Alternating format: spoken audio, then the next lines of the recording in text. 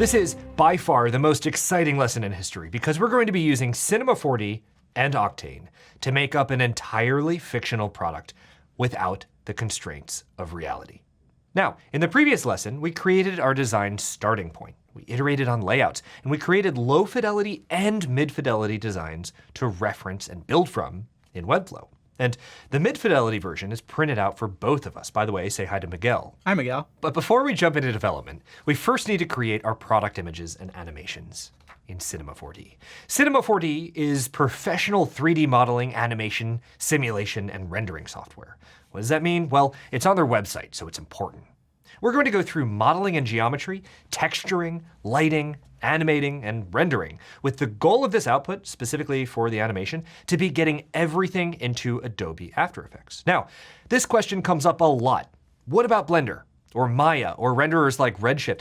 All of these tools are fine, and there are tons of options to get this done. What we're showing is one of our processes, what we use internally. Yours might be different, and that's okay, because most of these principles will be similar across all 3D software. So let's get started in Cinema 4D.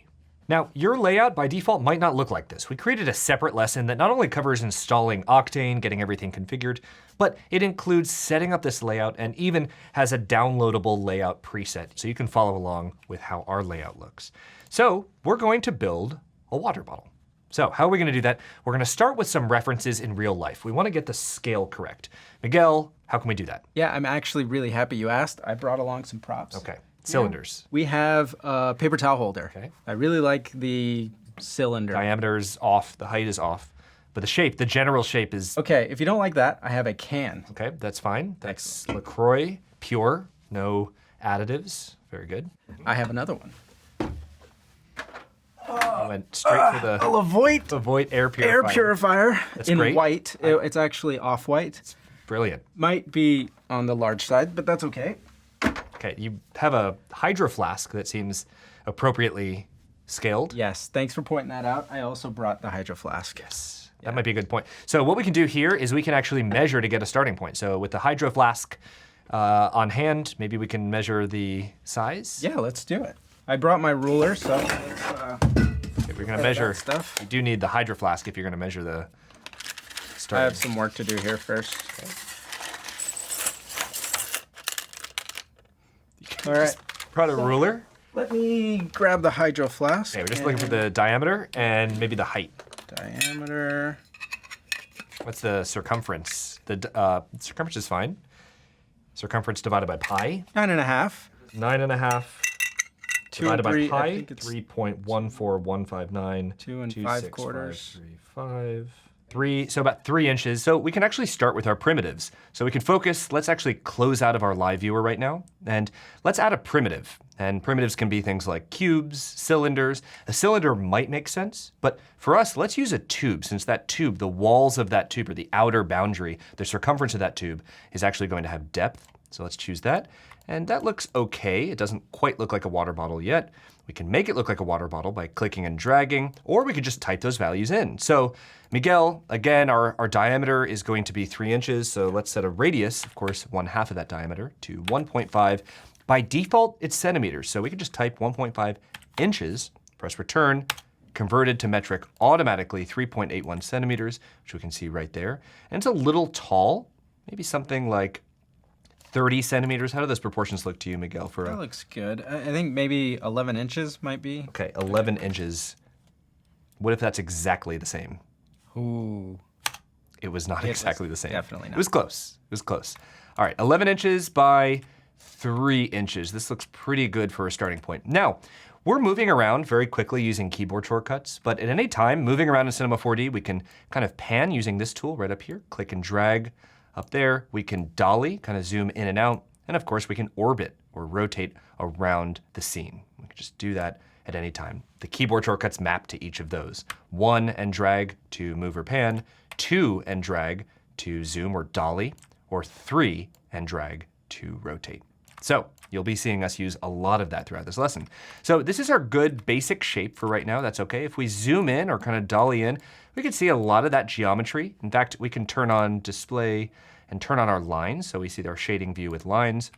And now we can see really how that geometry is composed here. So it might make more sense just for a higher fidelity mockup here. Let's increase the number of rotation segments we have. We can pop that up to 100 or even 200. We can do that and dolly back out. So that's our basic shape. Now, if we just leave this like this, it's basically like a cylinder with the caps on the top and bottom taken off. We don't have that depth yet. In fact, if we zoom in, there is no depth. And that's because when we defined our outer radius, it clamped that inner radius as well. So it made it so both of these are identical. If we just decrease the inner radius, let's say get rid of that 0.01 at the end and just do 3.8, we can see just a very subtle depth. We can see a little bit of a depth there. It might be a little too narrow. Let's maybe do 3.75. We can always adjust this later. So we have this kind of natural looking product design where we have depth. So that looks pretty good. We can switch back from display with lines. We can turn off lines.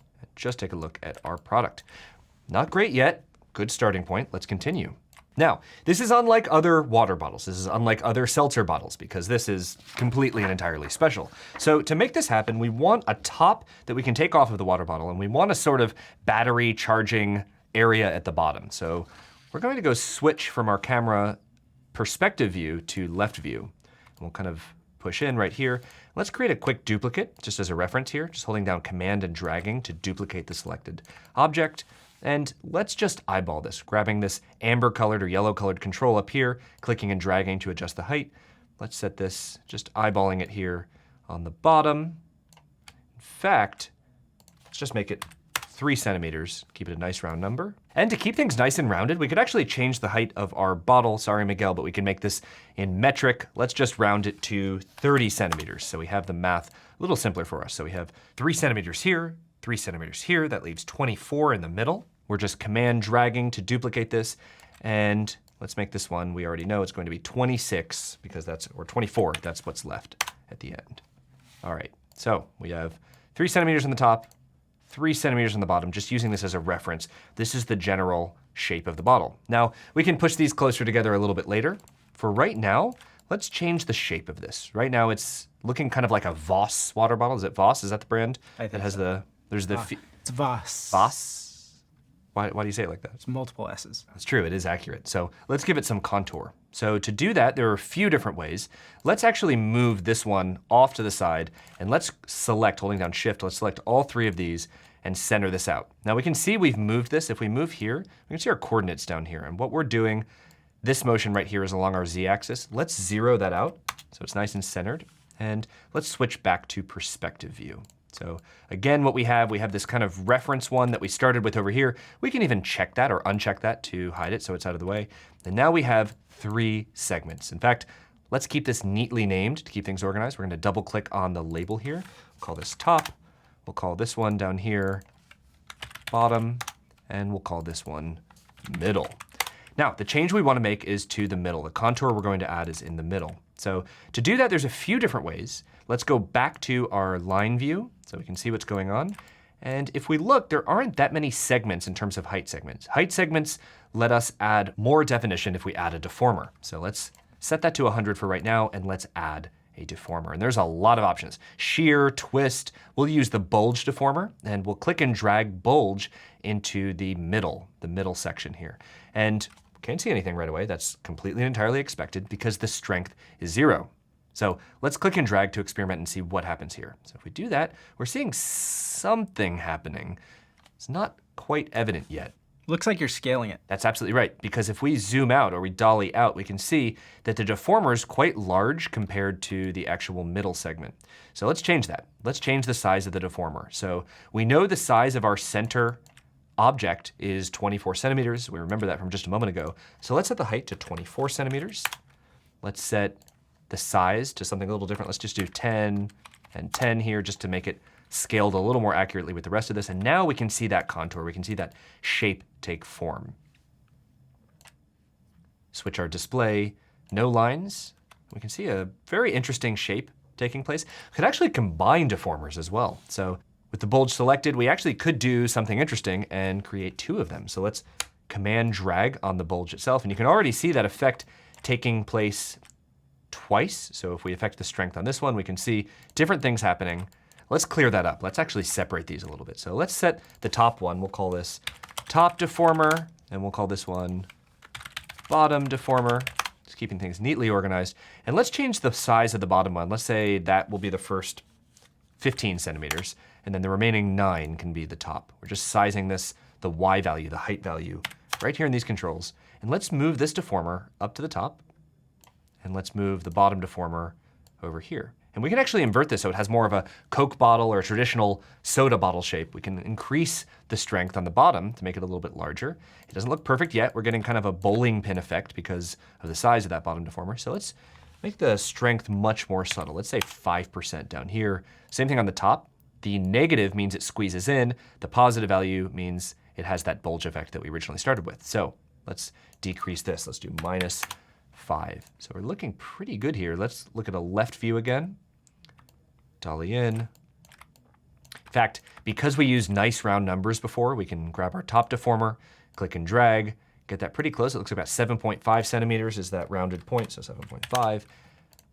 And let's pan down, select our bottom deformer, kind of get it really close to where we need. It looks like -4.5. Press return. So that's looking really precise. That's looking like a really good shape. And the other thing, if we don't want to see the deformer visible at all times, we can change the view here. We can change our filter. So we can say, hey, we want to see everything that's currently in this sort of purple color, but we don't want to see the deformer, the indicators of the deformer. So let's just turn that off, and we can always turn that back on later. So we're seeing our bottle shape. Now, remember when we added, just a moment ago, we added on the middle section, we added more of those height segments. What would happen if we decrease those? You can see as you start to decrease them, the fidelity, the shape of that deform is pretty angular. And let's emphasize the bottom one real quick so we can see even more of what's going on. Notice how it really isn't cleanly segmented. And the reason that is there's not enough definition, there's not enough resolution in the height segments to make that possible. So how do you find the right number? Well, you could look at it like this, or we can switch it back to the more realistic 5% and look at it that way. The final number is going to be up to you. So with our middle section selected, let's switch back to 100 just so we know we have that resolution to start with. And that looks pretty good. Miguel, what do you think? That's awesome. I actually like, you could probably like grab the bottle from the top because it has that indent there, the negative bulge. I think that looks great. All right. Completely agreed. Let's switch back our shading. And that's a good starting point for a water bottle. Now, does it retain that depth, and what happens inside? Well, we can grab this sort of top section, we can pull that off and look inside, take a look at that depth. So far, so good. Is it a full product yet? What happens if you put water or another liquid inside of this? It's a bad day. It's a bad day indeed, Miguel. Agreed, 100%. So let's fix that. Let's start to build out our water bottle further. Now, again, we're in modeling and geometry. We're going to complete as much as we can here before we move into texturing and lighting and animating and rendering and all of that. So let's get this as close as we can by focusing on the top. So again, we've chosen the tube shape. That's great. Let's figure out what the top of this should look like. And there's a lot of ways to do this. For us, if we want the top to be flat, we could just add a plane, or we could add a cylinder, but let's try something a little bit different. Let's add a sphere. And let's set the sphere to that rough size. We know 3 inches was the diameter. So again, 1.5 inches on the radius, converts to metric for us, converts to centimeters. And let's move that here.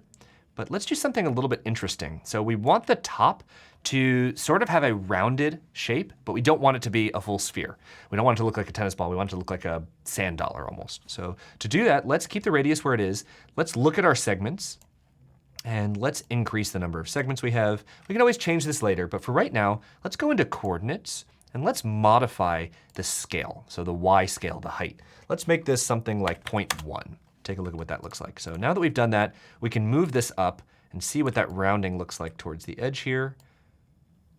We can almost have it inset. That'll look really good capturing the light when we go to light this. I think that would look really cool. Completely agreed. We can have that carbonation button right on the top there. In fact, a lot of that resolution is going to be lost here. There's a few ways to deal with that. We could, one option, we could actually switch our object type from standard to icosahedron, and it shows the distribution has changed here. In fact, we could use fewer segments this way since they're not all bunched to the top and bottom. And we'll see what it looks like a little bit later, but let's actually add a subtraction for the button on the top right now. So right now we have this shape, we want to subtract something from it. And to do that, there are a lot of ways we can manually modify this without any primitives. Let's try this with another primitive. Let's create a shape. Let's create a cylinder this time for the button on top. Let's say the radius say 0.5 centimeters for right now.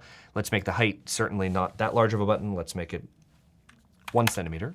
And right now it's not in our field of view. Let's go down and see what happened to that. It's down here. Let's bring that button up to the top. So let's make it a little bit larger, almost like a iPod click wheel. And we'll bring that down. For right now, let's switch our display back. And we can see what that button would look like. Let's increase the resolution on the edges by increasing our rotation segments. That looks pretty good. And let's subtract this. So right now, we just have two primitives. We have a sphere that's sort of crushed this way, and we have a cylinder without much being applied to it right now. What happens if we take this, we take the sphere, and from it we subtract the cylinder? Well, let's create a bool. And to do that, let's click in and add a bool. And we'll take the sphere, we'll drag that right inside the bool, and we'll also drag the cylinder inside the bool, right under the sphere. And instantly, like that, we've subtracted. We can see we've actually subtracted from the sphere the shape that intersects. And the way bools work is it takes the first object, object A, and from it, it subtracts object B. So object A is the sphere. From it, we've subtracted the cylinder. We could invert that. We can flip those. So now we can see we have the cylinder, and from it, we've subtracted that shape of the sphere. So as you move the sphere, you can see it's subtracted from the cylinder. So let's undo, switch that back. So we're subtracting it correctly. So that's sort of our placeholder for our button. What about the button itself? Well, let's just copy and paste our cylinder. When we paste it, it's pasted outside of the bool. That's okay. And let's size it appropriately. Just estimating here. This is not an official CAD for an actual product design, so we're just trying to get it to look right. And just like that, maybe make it a little bit smaller so there's some travel room there. And we have our button on the top. If we want it a little more flush, we can make it flush. How does that look, Miguel? Pretty good? It looks odd. Just eyeballing it, I think that looks great. All right, so that's a pretty good start to our entirely real fictional product called Carbeek. Well done. Excellent pronunciation. Glad you know the name of the product we're working on. Doing it that way the entire time, but still accurate.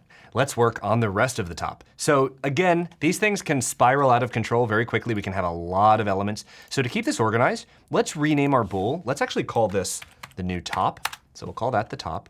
And in that, we're going to add a few things. So if we turn off this top element right now, we turn off that object, we can see that really in that bool is what looks like a flying saucer from Lost in Space, the 1960s version. But what we'll do here is... Oh, I love that movie. Yes. So let's combine everything. Let's keep things a little more organized. So we have our top. In fact, we can put our top over here. Let's say this is the top button holder. And then we'll put that as a child of the top. And the reason we want to do this to keep things organized is now if we move the top, that original cylinder, it's also going to move the button holder that we just created, all of its children. Notice though that the button itself is not moving. So let's undo, make sure that button is also added as part of the top. And now when we move the top, everything moves along with it. So this works great. What else do we want? Well, we want something inside that holds the carbonation, that holds the carbon dioxide to actually carbonate the beverages. So let's do that by looking underneath. Let's give it a little more space. Let's lift this up.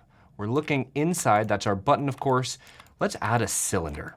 So let's go into our primitives. Let's add a cylinder object. Right now it's quite large. We do not want that. Let's go back inside. We know that the radius is about 1.5 inches. We know that the height is probably going to be, let's say, 3 centimeters.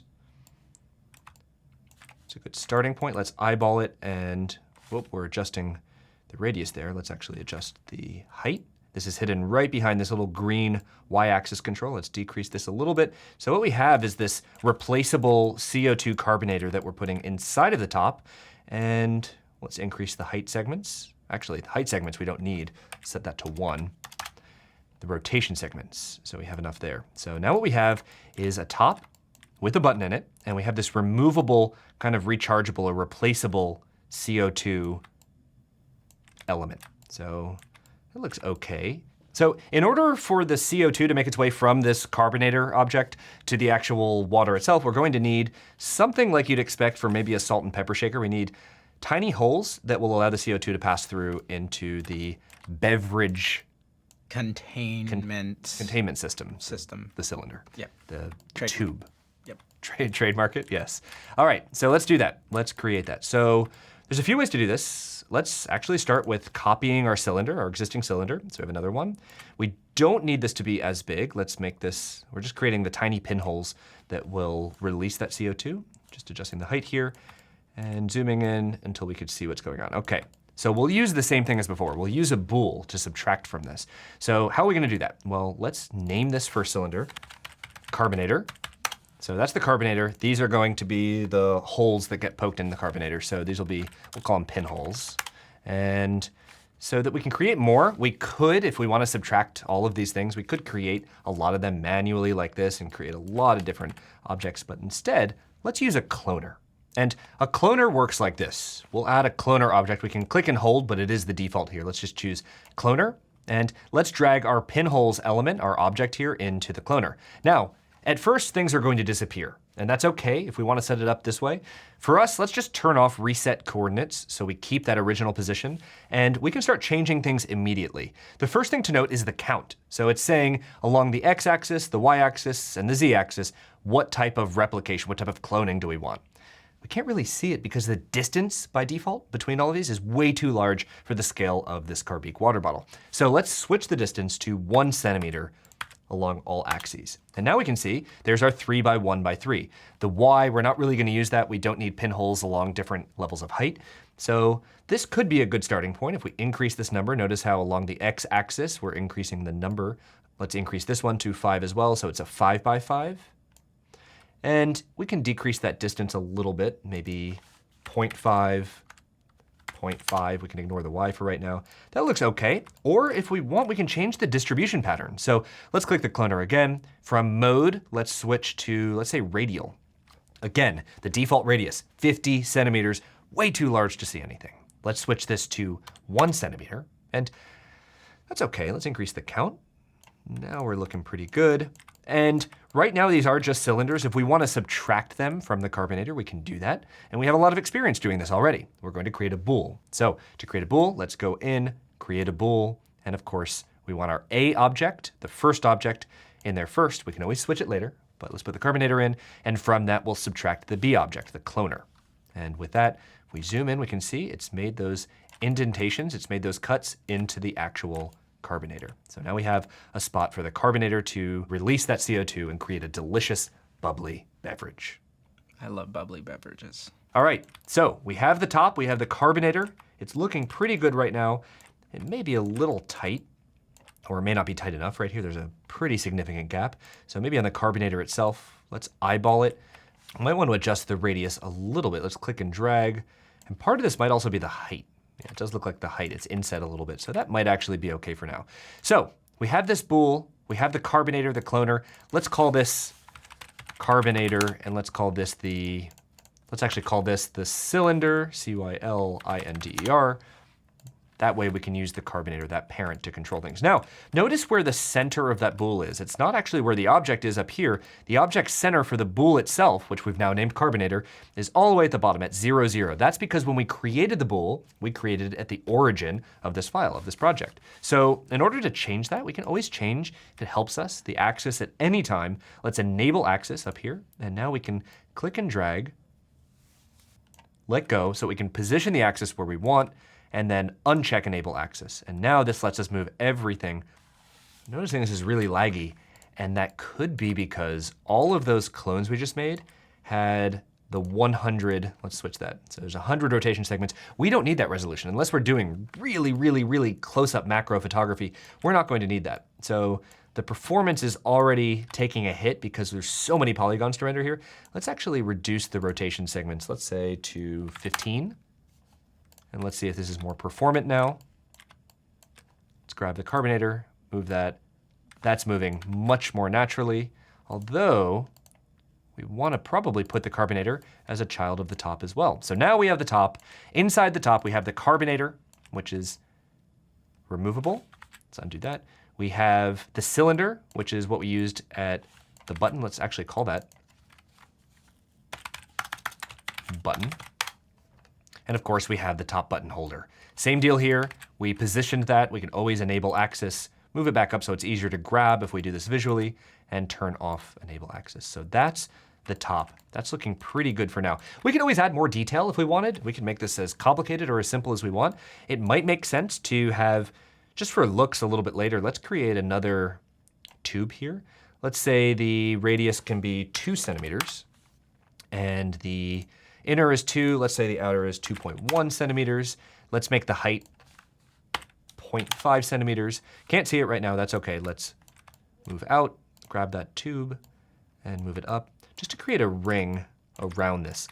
Just to give it a really nice, especially when we texture later, a nice amount of detail on this ring. So let's increase that in terms of segments. Let's maybe set the outer radius to 2.5, inner radius to 2.4. And that way we're getting a little more definition here inside. And to keep things organized and so everything moves together, let's make this a child of the carbonator as well. Now, the carbonator is a bool. We have, again, A, from that subtracted B. The cylinder, from that we've subtracted the cloner.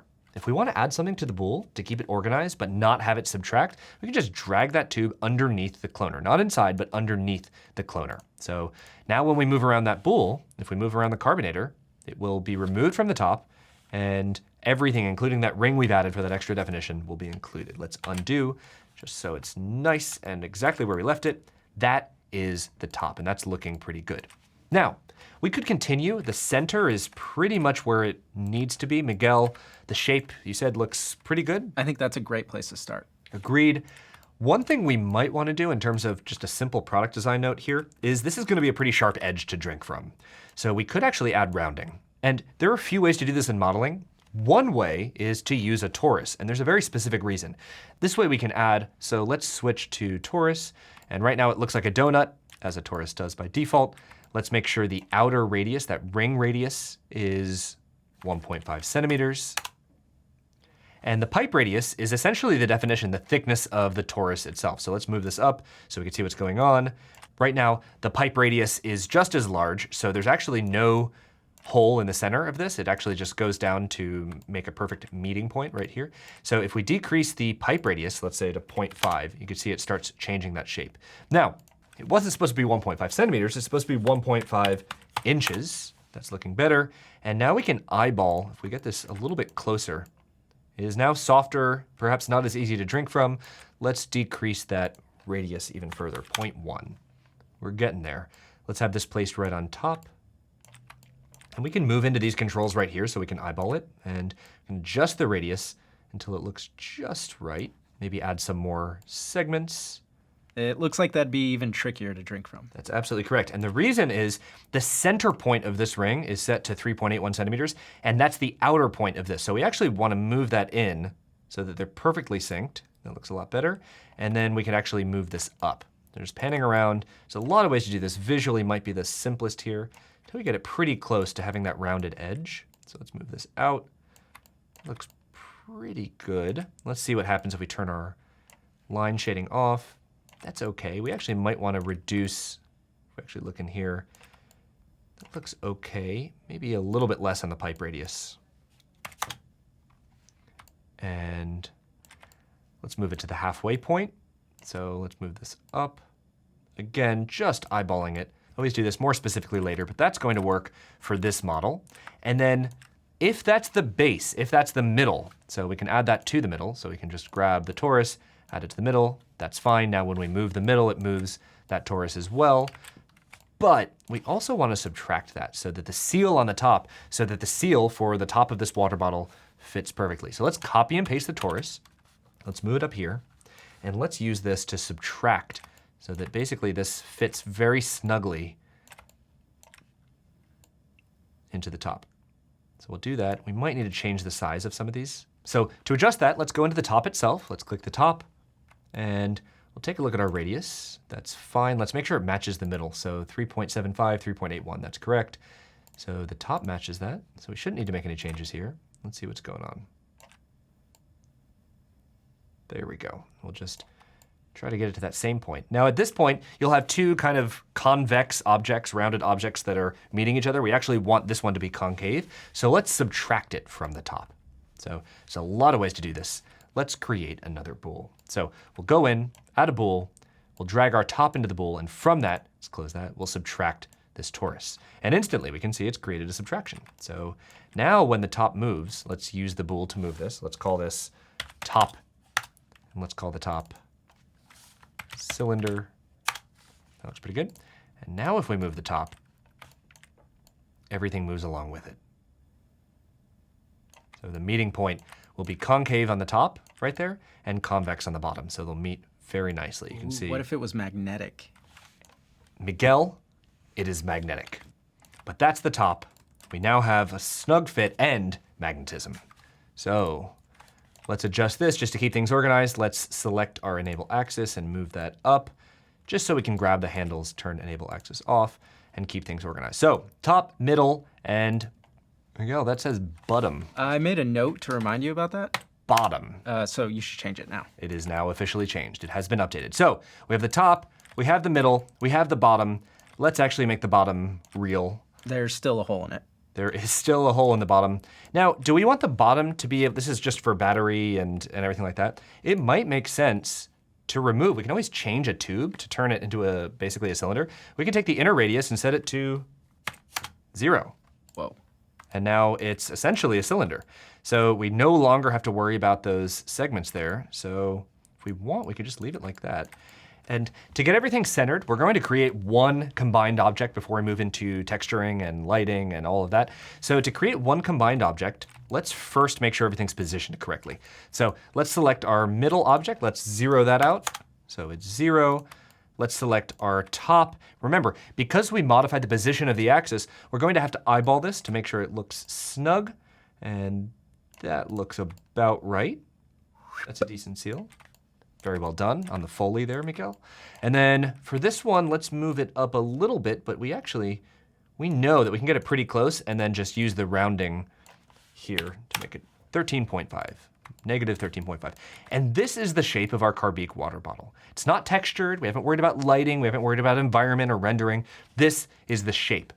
So if we're confident there, we can select these 3 objects. We can right click and go to Group Objects, Alt-G. And when we do that, it's now one object. We can call it Carbique bottle. And now when we move it, it moves all the children. When we rotate it, it rotates all of the children elements. So it's one singular water bottle. But of course, it's preserved everything. This is a null. When we grouped it, it automatically created a null, which we've labeled Carbique bottle. And inside that null is top, middle, and bottom. Brilliant. Okay, so that's modeling in geometry. Let's move into texturing. So for texturing, there's a few ways to do this. First things first, let's load up our Octane preset. So we got rid of that Octane Live Viewer window before. We're gonna click back to restore that. And by default in Octane, it's not gonna show anything. We have to first turn it on. So right here, we can choose send your scene and click that. And now we're seeing a render. It does not look great. That's expected. That's the default because we haven't actually added anything. Right now, it's just like a plain white room or a white environment where all of the light is equal. So if we were to create something, let's just create a cube to demonstrate this. And let's size that cube, keyboard shortcut T, drag that down. Let's see how these interact with each other. We can see even by default, we're getting that lighting, we're getting that shadowing, but this is not the ideal way to handle this. We want to be able to see our full environment. So one way to do that is to use an HDRI, which stands for High Dynamic Range Image. It's 100% accurate. That's it. So in HDRI, in Octane, an HDRI lets us load in an environment so that we're actually lighting and texturing everything based on what would happen in a real environment. So let's go in Octane. We'll go to Objects and add an HDRI environment. By default, it's going to black everything out. Now there's no light source, there's no anything. That's okay. But we can load an HDRI. Once this happens, we're going to click into our image texture right here. We're going to click into this black box, and now we can load up anything. Now, there are lots of places to get HDRIs. Polyhaven has some excellent HDRIs. You can download any of them for free, so we'll use one of those for us. So again, let's go back to what it looked like. In fact, if we click out, just so we make sure we're on the same page here, if we click in right here to our environment tag, we'll click into this black box right here. So we can define, by clicking these 3 dots right here, we can define the image we use. So, and we'll load in the example we downloaded from Polyhaven. Let's double click, and it's asking us, do we want to create a copy of this at the project location? No, but this is a great reminder to save our work. For us, we have a spinning beach ball, and that's normal. When we load in an HDRI, especially an 8K, 16K, certainly a 32 or 64K EXR file, it can take a little bit of time. This is now completed. It's looking exciting, but let's save. And we'll call this Untitled 2. Untitled 2. Carbique bottle. But what we can notice here is that now the scene is being lit.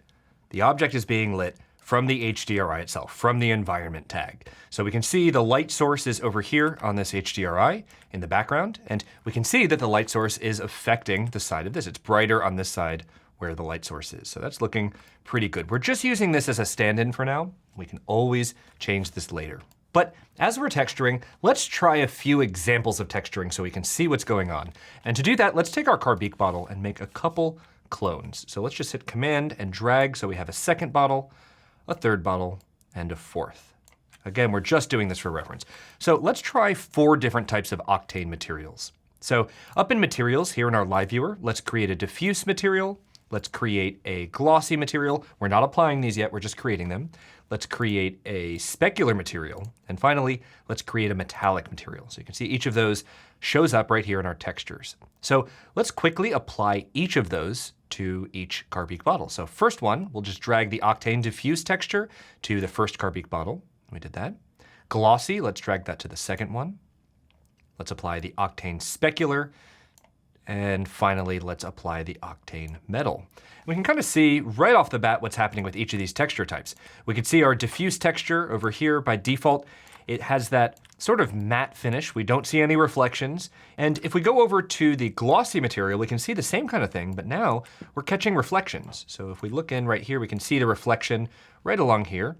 And as we rotate around, let's take a look at the top. We can see how we have that kind of polished plastic look. And at any point we can go in, let's select this bottle. We'll go in and open that up, open up the top, open up the cylinder, and let's move that button so we can see we're getting this photorealistic render right out of the box. Again, this scene is now only being lit from the environment tag, that HDRI we loaded up. Let's undo to put that button back. That is the glossy material. Let's go over here to the specular material. So a few things. Number one, we can see that we have this sort of glass look, but there's something else going on here. Notice there are some areas that are almost blacked out. And there are several reasons for this and several ways to go about solving for this. One, we could go into our Octane settings here, and our default specular depth is set to 5. If we just increase that number, we can solve for this. That's not what we're looking to solve for now, but in short, the specular depth is how many times these light rays in the scene are going to bounce through specular materials to create that effect. That way, if we have a low specular depth, we obviously can't see anything. As we increase that, you get more bounces until we get it to a point where we could see exactly what we'd expect from something like real glass. Let's close that out. Let's close our Octane settings out, and finally move on to the final one, which of course is our Octane metal. So this is almost a polished metal effect for this one. So if we wanted to create something like a brushed or even sandblasted aluminum, we could do that. Of course, double click to modify any of these. And there's a lot of power here in Octane. We could use the node editor. There are several controls. For this example, let's go to roughness and show what happens when we increase the float value here on roughness. And now we can see we're getting kind of that brushed metal effect instead of the pure, almost mirror-like effect we had before. We could do the same thing in our specular material. So if we wanted the glass to not be so clear, and if we wanted it to be rougher, we could increase that. Now we have this sort of frosted glass effect. But those are our 4 main types of materials in Octane. We're actually going to go back and delete most of these. This was just for an example, so let's delete the other 3 water bottles. So we're left with 1, our original, and let's delete all of our textures, just highlighting all of those, press delete, and we'll make sure to remove it from the Carbique bottle as well. So we have a completely untextured scene. Let's texture each of these one by one. So let's open up the Carbique bottle and let's solve for the middle first. Now, we're gonna take inspiration here from the iPod. We're gonna look at the Nano Chromatic campaign, which is not the original iPod Nano, it was the third or fourth generation iPod Nano, the Nano Chromatic campaign. So in Google, let's type iPod Nano Chromatic. There we go, let's go to images. And this looks pretty good. This is a great starting point. And what we can do here is actually color sample. We can pull the colors from this inspiration. So let's save the image as, we'll save, And there's a lot of ways to place this in Cinema 4D. We're gonna use a tool that we like. We're gonna use an extension called Image to Plane. This could also be manually textured. You can also color sample from Figma, Photoshop, anything you'd like. For us, let's use Image to Plane. And what this lets us do is it lets us select a folder or a specific file. And in our downloads, we'll select the iPod Nano ad. Let's go open. And by default, Image to Plane will load this and it'll respect the aspect ratio of the actual image. So it's generating a plane that we can reference. So it's a little bit larger than the scale of our scene. So let's actually scale this down using T, and then we can click and drag until it gets to the scale we want. So we could use this, again, just as a reference. So that's okay. But one thing to notice is in Octane, it's already taking its cues from the scene. It's already looking at that environment tag, and you can see the colors in the scene are being influenced by the Octane environment, by the HDRI. So we don't want that to happen. So if we're gonna be color sampling this, there's a few ways to do that. For us, let's actually go and turn off our Octane sky. And there are 2 dots next to every object here. There are 2 dots. The top one is visibility within the editor. That's over here. So if we double click on that top dot, we now see that there's no longer visibility of our Octane sky. But what we want to actually do here is double click on the bottom dot. So we're doing that. Now we've turned off visibility. So now Octane is ignoring the Octane sky, therefore it's ignoring this environment tag. So we can color sample straight in Octane right here. So let's create a new material. Let's use a metallic material. And this is going to be our base material. So we can say this is carbonic metal. And there are a few things we can do in different orders here, but for us, let's apply that carbonic metal. Let's apply it to the middle section. So now this is metal. It is purely reflective, which is why it's white right now. It's pulling in. We do not see that Octane sky. If we turn it back on for just a moment, you can see that metal is fully reflecting the scene. Let's double click to turn that off again for a moment. And let's add some roughness. So we want sort of a brushed metal effect. It's very difficult to see without the Octane sky. So if we wanted to turn that on for a moment, that looks okay, maybe a little lower. Okay, but with our Octane sky off, let's change the color of this metal. So let's go to specular over here to the left, and we can just color sample. We'll click color sampling, and we'll pull the first one. Let's actually start with the pink color over here. And now we have this beautiful pink color that's been color sampled from our nanochromatic campaign. We can actually see the way the reflections are hitting this. This is looking pretty good. So this can be our pink color, but not all of these are pink. In fact, we have a total of 9 colors. Now, one note, there are a million ways to texture and manage different textures, different materials. For us, just for simplicity right now, we'll create copy and paste. We'll select this carbonic metal, copy, and we'll just press Command V, we'll do it 8 times. Again, there are a number of ways to do this, but we're actually gonna go back to something we created and hid originally. Now, if you deleted this was the tube we created originally, our reference tube. We'll use this to help us texture. So let's actually bring this a little bit closer and let's move it over here. That's okay. In fact, we could just, if we want, we could go and create a cloner object and drag the tube into the cloner object. And with cloner, we can just select linear and set up a few of these. We can't see them because the spacing right now is vertical and we don't need that. We actually need these side by side. So with the cloner selected, we can actually just go in, change the spacing, nothing on the Y, and just on the X axis, we can give it a little bit of space here. That's okay. We can right click on the cloner and go to current state to object. And now we can just delete the cloner because we now have a null that has all of these inside. And let's move, in fact, let's delete that cloner. So we don't even have to worry about that null. Let's just delete without children. That'll delete the parent. And now we have all of these individual tubes and we need a total of 9 of them. We actually do have 9, but including this original one, we can just delete that. So now we have all of our samples. So let's bring all of those over here and let's try these colors out. So we have a total of 9 materials. We already have that pink one, so we can call this one, let's double click, let's call it pink. Let's call this one red. We're just working our way backwards from the pink sample all the way back to silver. So red, before that we have orange, before that we have yellow, before that we have green.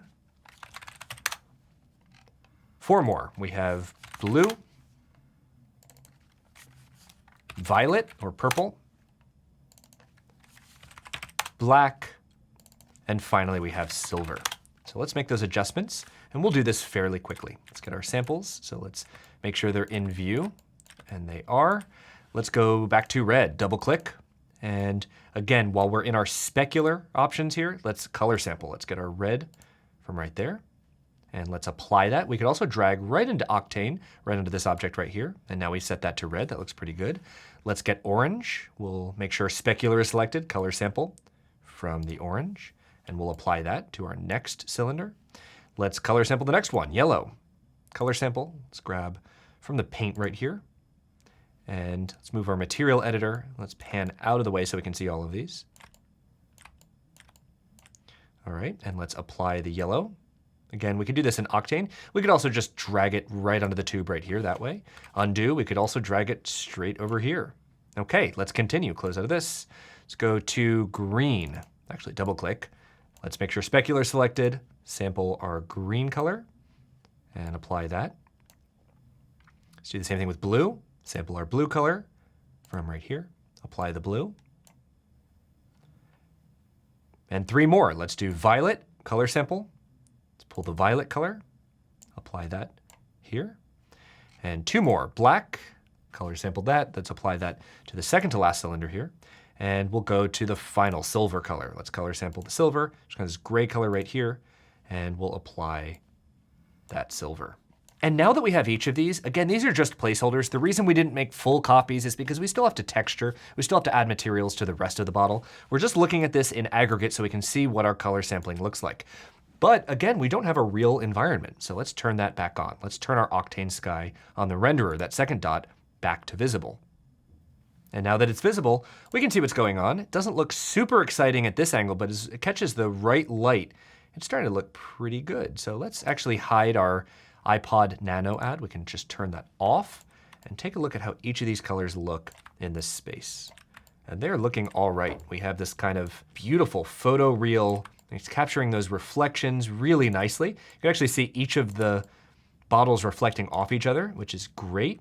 And we can adjust, we can make changes in aggregate. So let's double click, and we could just affect silver, which is the currently selected one. But if we select any one of these and scroll down, just so all of them are selected now, holding down Shift and clicking that last one, we can make changes to, let's say, roughness on all of them. So if we want the roughness increased on all of them, we can do that. If we want it more reflective, we can do that. We can do it however we'd like.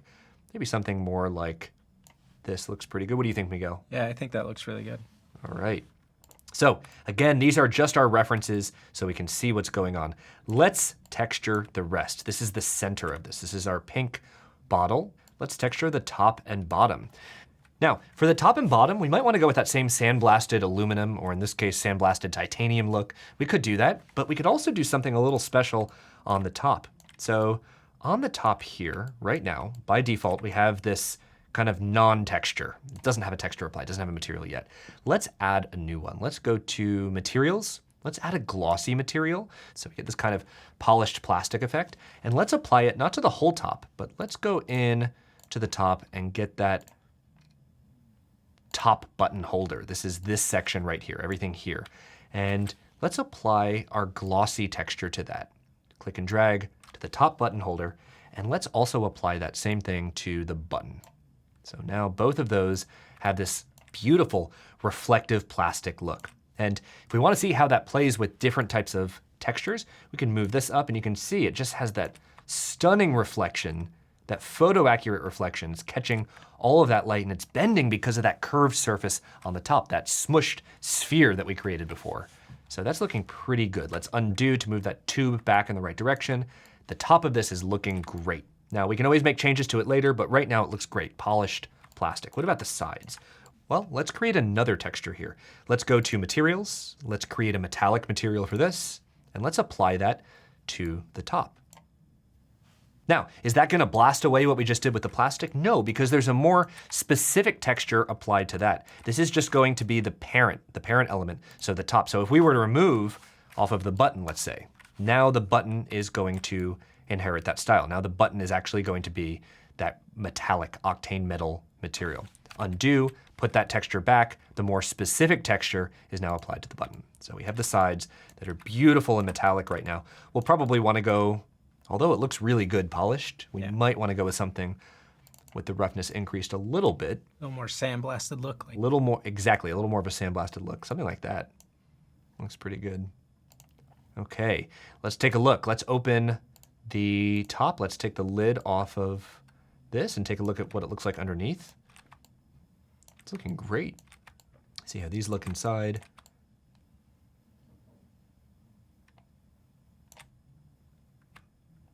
It's looking fantastic. We might want to add something to this ring here we talked about before. So let's name these to keep things organized. Again, for our glossy, let's call that polished plastic. And then for our metal, let's call this top and bottom metal. But for this ring, let's make a copy of it. Let's make a copy of our top and bottom metal. Just copy and paste. Let's call this one blue ring, because this is going to be a blue ring. So let's take the specular and make it a blue color, just eyeballing it, something like that. And let's apply this blue ring. Now, to make sure we're applying this really precisely and we're not accidentally applying it to everything else, let's go into our top view here. Let's go to that carbonator, and then let's find that tube. Let's call that blue ring, and let's apply the blue ring to that. And now suddenly we have this beautiful differentiated color that's going on there. We might want to make that more pronounced. So let's actually increase that outer radius, maybe 2.7. Yeah, that's looking pretty good. So now we have, again, the top here, which snaps right onto this. Notice how the light in here is photorealistic. Notice how when we click and drag, the available light inside dims right as we're closing this, because the light can no longer get into the bottle. In fact, if you were to go into the bottle right now, you can see what that light would look like. You can see an estimate of what the inside of the bottle looks like. So if we take the lid off of this, you get some more light. So you see that beautiful pink color. And as the lid goes on this, we are, Miguel, are you doing the sound effect? Yeah, that's it. That's the metal. That is the magnetic. Yes, you did. All right. So that's the top for right now. We may want to do a little more, like what if we want to show charge indication on the top? This could be pretty interesting. So let's steal this. This is our cylinder, our button at the top. Let's copy that and paste. Right now it's going to be outside of the water bottle. Right here it's just button. And let's move this out because we want a little indicator. And to do that, we're going to make really tiny cylinders. Really, really, really tiny, maybe 0.5 millimeter. So let's do 0.5 millimeters. It'll automatically convert to 0.05 centimeters. That looks pretty good. Doesn't need to be this tall. Let's decrease the height and let's position it so it's just about flush. So we're really close to this. Let's make sure it's just about flush. It looks okay. And let's see, it's about halfway. Maybe move it farther back a little bit. And let's position this so it's just about flush. Or we could subtract it from the top so it's inset, but just for simplicity, let's make it about flush. That looks good, a little higher. We can always come back to this later, texture it, model it however we want, but for right now, let's just use this cylinder. We don't need 100 segments here, let's do like 15. That looks fine. And let's create some duplicates. Let's use a cloner and go over to cloner and select the cloner. We'll make the button a child of the cloner. And with our cloner selected, let's turn off reset coordinates. Let's make sure the mode is not grid, but something linear. And let's create a total, let's say 5 of these. And we don't want them, again, the default is Y, so it's gonna create duplicates vertically. We don't want that at all. In fact, we wanna turn Y to 0. We want these to be about, let's say, 2 millimeters separated from each other. Let's zoom in and see what we have. That looks pretty good, actually. So we have this cloner, we have these buttons. This is actually a really good start. So we have these 5 indicators. Let's convert this. Let's do our current state to object. And let's delete the cloner, or we can even just turn off the visibility. But for now, let's delete the cloner. And take these children elements right here, all 5 of them, and let's pull them out of the cloner. And we'll just make sure these are squared off. And we can use our position controls here to hit 0. We don't need them moved at all from our x-axis. So now they're centered nicely. Of course, we can reposition these. Let's right click and group them. And we'll call these CO2 charge indicators.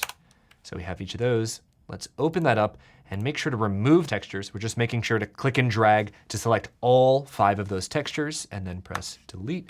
And we're gonna create one new texture for these charge indicators. And this is where we get to have fun with Octane textures, because we're gonna create a new texture. We'll go to materials, we'll do a diffuse material, and we'll apply it to the parent So it affects all of its children.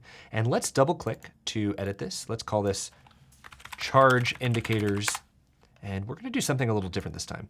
This time we're going to go into emission. And we're going to choose a black body emission. A black body emission simulates what the emission, the light emission is from a black body radiation object. So if you're thinking in terms of classical lighting, if you're thinking in terms of studio lighting, office lighting, home lighting, we often see this expressed in Kelvin. So we see 3000 K or 3000 kelvins as sort of a warmer light. Incandescent light, as you dim it, it gets down to 2200 K, it gets down to 2000 K. That warmer light or the cooler light as we approach 5600K, 6000K, 6500K, you get that cooler look. Well, we can do the same thing here in Octane. So we've chosen black body emission. Let's click in the white square here, and we can affect things like the power, the color temperature. So we can see we can warm that temperature up, getting that sort of redder effect right here, that yellow towards red effect, or we can make that cooler. But in order to really see this effect, we could affect bloom and glare. So let's do that. Let's go in with this still open. Let's go to our Octane settings. And over in Post, we can hit Enable. And right now it's a little much. That's okay. There's a few things that are causing this, so let's make some room for this. Miguel, are you okay? No, it's blinding. Okay, that's all right. We're good. We'll decrease the power a little bit so we can get a little more realistic with this. That's much better. It is much better. We can decrease the glare power a little bit if we want, or we can decrease the bloom power, but it might just help to decrease the power over here. In fact, we can choose surface brightness to have more control over this scale and get it to a point where we have just a little bit of that glare. So we have really fine control over what works best here. If we want that dramatic effect, we can go really high with that. But for right now, let's say somewhere around here is okay. But here's what's happening. It's not just simulating a glow, it's actually emitting light. And to prove that, if we want to, we could turn around. You can see no matter what the reflection is, it's still emitting that light. But if we could actually turn this around, if we go into our Octane sky for just a moment, let's go in. This is our image texture. We already know that before. Let's turn off the power on that so that we're not seeing any visibility from that Octane sky, nothing from that environment tag. And we can see, even without anything, we are seeing that light. The light is affecting that. In fact, if we wanted to, and this is not exactly how this would work in real life, we could lift these out and you can see they cast light. And that's also a good point to notice that we may have textured this incorrectly. Let's go back into the Carbic bottle and see if perhaps the top button holder is textured different than the button. In fact, what we may want to do here is if we open up the top button holder, let's see what happens. Let's drag this texture to the sphere itself, that flattened sphere. And just to be safe, holding down Command, let's copy that to the cylinder as well, which is, we're getting that subtraction over here. Let's just make sure that's even. Again, we're very, very, very open to catching these changes as we're modeling, as we're texturing. These things absolutely happen. So let's make sure to go back in and bring the charge indicators. Again, if we lift them up right now, they will cast light. They will cast light on the surface here. If we were to move them down here, they should cast light, and you should see the pink effect over here, the red effect over here. We are casting actual light. And you know what? You could animate these things. You could add motion blur. You could add depth of field. This gets incredible. But for right now, let's undo until we get right back to where they were just about in the right spot. Let's actually drop them down so they're almost completely submerged. Almost completely submerged. Just enough to where we can see the surface of each of those indicators. And that looks pretty good. So with that being done, let's close Carbic bottle. Let's close this. Let's turn back on our Octane Sky, our environment tag. It was at power level 1, so let's switch that back so we can see everything again. And finally, just to keep things organized, let's add this to our top. We can just drag this into, we can even drag it right into our bool here as a third object. Again, the only thing the bool cares about is the top two. Object A from that object B is going to be subtracted. So let's collapse that, collapse that. Actually, just to test this, let's grab our top element and let's drag that, and everything is moving exactly how we'd expect. Undo, back to where it was. Okay, so that's the top. Let's open this up and take a look inside the middle section because we've already textured the middle. This looks pretty good, and later down the road we'll make some changes, but if you notice inside, there's something missing. Miguel, what's missing that we promised existed? UV light. UV light. We want to kill all those germs. We want to kill all those germs indeed. So let's make that happen. There's a few ways to do this. We have some artistic freedom here. Let's do something interesting. So Let's use a black body emitter. In fact, let's start with this blue ring just to get that shape right. So let's open the top and let's go into the cylinder, into the carbonator. Let's grab that blue ring, copy and paste. So it's not going to be inside the bottle yet. We have a separate element right here. And let's actually put this at the bottom. Let's put this all the way at the bottom. In fact, we probably should consider this part of, not the middle, but let's consider this part of the bottom element. So we can see what we're doing. Let's go into the Carbeak bottle and let's collapse the top. Let's actually set the visibility in both the editor and the renderer to off. So right now we're kind of hiding our middle layer so that we can really figure this out right here. Let's drop this so it's almost completely flush at the bottom. That looks pretty good. Okay, let's take off that texture we have. Let's steal our charge indicator. So let's copy it. Actually, let's start from scratch. Let's go to materials, use a diffuse material. Let's name it UV emitter. Now, ultraviolet radiation isn't always visible. In fact, it's not very visible at all. We're going to cheat a little bit and do something that's a little more like a magenta, fuchsia, maybe purple color so that we can actually see what's going on. So let's name this UV emitter and we'll apply this texture to UV emitter. Nothing so far because it's just a basic diffuse material. Let's double click to modify. Let's make this a emission. And instead of black body emission, so black body again will let us choose anything on the Kelvin spectrum to get that color accurate. We can choose a texture emission. And this gets really, really, really powerful. For us, right now you can see it is emitting just a white, the default here. Let's click into that texture emission. And for texture, let's load in under Cinema 4D Octane, under C4D Octane. Then we'll go all the way down, these are in alphabetical order, to RGB spectrum. And what that lets us do is it lets us modify with RGB spectrum selected here. We can click in one more time to this white square and we can actually change these values. For us, we're gonna choose something that's more like a fuchsia color or like a pink color. Let's do a little bit less green here and maybe a little less red. So we get into that violet territory and it's quite bright. In fact, we can hit the up button right here on power. We can drop that a little bit. That looks a little bit better. So notice how you're getting almost a lightsaber effect right now. So you're getting at the core this white hot temperature right here, this white hot brightness, which is what would happen if something's really beyond the exposure limit of the sensor.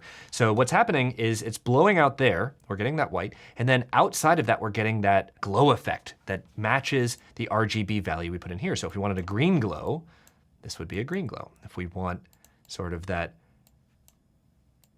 reddish, bluish, ultraviolet glow, we can do that as well.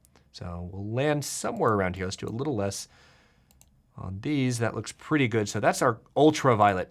So not only is it showing that glow, but let's see how this affects the inside. And we can already see it affecting the bottle to the right, but let's turn back on visibility for this middle section and see what happens inside.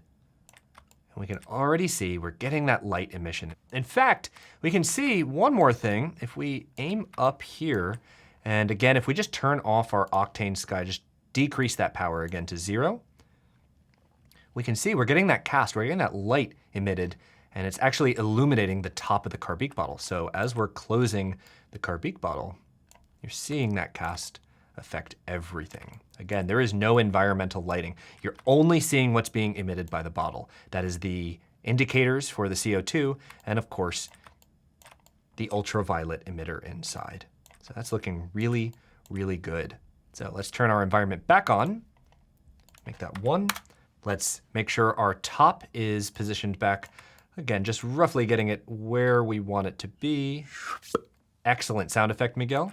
And finally, let's make sure we get everything organized. Again, if that's our middle, let's turn off visibility in the renderer and the editor, and let's actually make this a child of the bottom section. So let's create the U, or let's drag the emitter all the way down here as a child of the bottom part of this.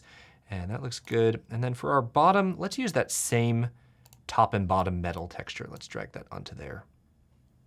And let's make sure we can see it okay. So that texture is looking great. It's actually already getting a hit from, not only from this light right here, it's actually emitting, that's pretty interesting. The light is being emitted from this ring right here. And it's bouncing off of this metallic material up here. It's hitting that and bouncing back. So what you're getting way down here is a reflection off of both of those. You can actually see the reflection. That bold reflection right there is from this ultraviolet light casting onto the top and hitting the bottom. How great is Octane? This is fantastic. We're just getting started, by the way. Okay, so let's move this all back together. We have the base looking great. So if we want to move the bottom of this, we can. It moves the UV ring along with everything else. Notice how, again, we're getting that photorealistic cast from that ring. It is looking amazing. Let's undo, put that back. And of course, let's bring back our middle section. It still looks a little bit off. You are completely and entirely right. Let's change that X value from 11 centimeters, -11 to 0, just to zero that out again. And that is our carbonic bottle. Now, the brushed metal may be a little too reflective still. Let's try decreasing that on the top. That is the top and bottom metal. Let's affect our roughness value and increase that just so it's a little less reflective. Let's see how that looks. It's looking really good. Yeah, it's looking a lot better. Before we move on and actually get all of the other models set up, let's go in and take a look. Make sure the bounce is accurate here. That's looking pretty good. Just taking a look at how each of these is playing off of each other light-wise. And one thing to note is this might not be the HDRI we want to use in the final. In fact, it might not be at all. There are lots of ways to light the scene. And when we talked about lighting originally, when we got into texturing, we talked about lighting using the environment itself. And we've shown over and over that most of the light in the scene is coming from the environment, with the exception of course, the indicator lights for CO2, and of course, the now ultraviolet light from the base, from the bottom. How can we make this a little bit different? How can we take a different approach to something like this? We can light this using Octane area lights. So if we want, let's just go in to our Octane sky. Let's make sure the power is set to 0. We can always bring this back later. And let's create under objects right here in the live viewer in Octane. Let's go into lights and area light. And by default, you might not see something. In fact, if you move this around, you'll see it in your editor. And depending on your angle of view, you might not see anything at all. And the reason is because by default, the Octane area light actually will block your visibility. So if you turn around right here, you can see it's actually emitting quite a lot of light. And if we turn around right here, we can see it's kind of clipping, just like a solid black plane that would clip our visibility, that would block our visibility between where the camera is viewing this and the actual objects themselves.